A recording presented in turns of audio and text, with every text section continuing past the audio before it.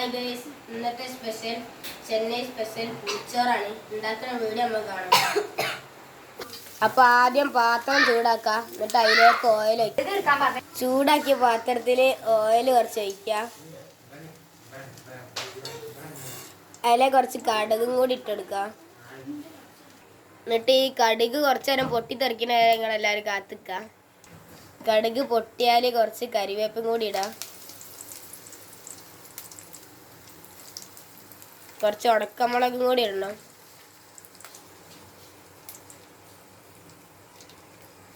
ശേഷം കുറച്ച് കടലപ്പരിപ്പ്, ഉഴുന്ന് പരിപ്പ്, നിലക്കടലും കൂടി ഇട്ട് ഒന്ന് വാട്ടി കൊടുക്കാം.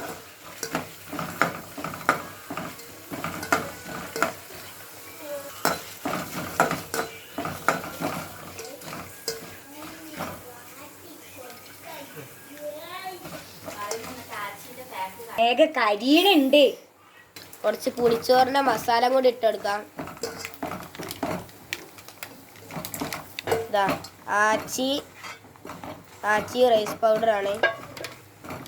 അതിട്ട് നന്നായിട്ട് വാട്ടിക്കൊടുക്കാം. കുറച്ച് മഞ്ഞപ്പൊടിയും കൂടി ഇട്ട് ഒന്നും കൂടി ഒന്ന് വാട്ടിക്കൊടുക്കാം.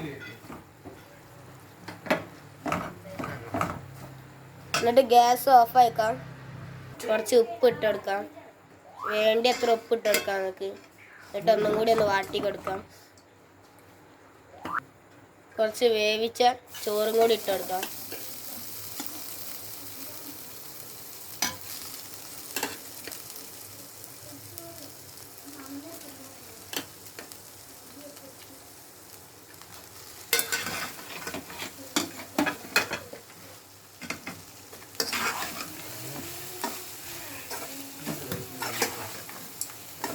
ആ മസാല ഒക്കെ പിടിക്കുന്ന പിടുത്തം കണ്ടിരുന്നു.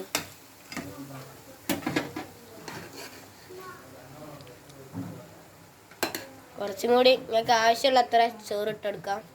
വേവിച്ച ചോറ്.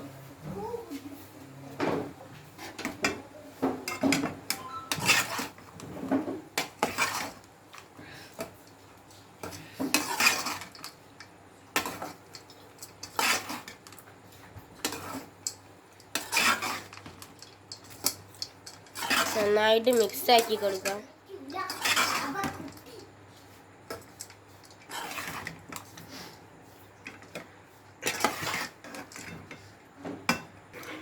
അപ്പോൾ ഇതാണ് ചെന്നൈ സ്പെഷ്യൽ പുളിച്ചോറ്. നിങ്ങൾ ഉണ്ടാക്കി നോക്കി, നല്ല ടേസ്റ്റാണ്. നല്ല അടിപൊളി ചോറാണ്. എന്നാൽ ശരി, നമുക്ക് വൈൻഡപ്പ് ചെയ്യാം.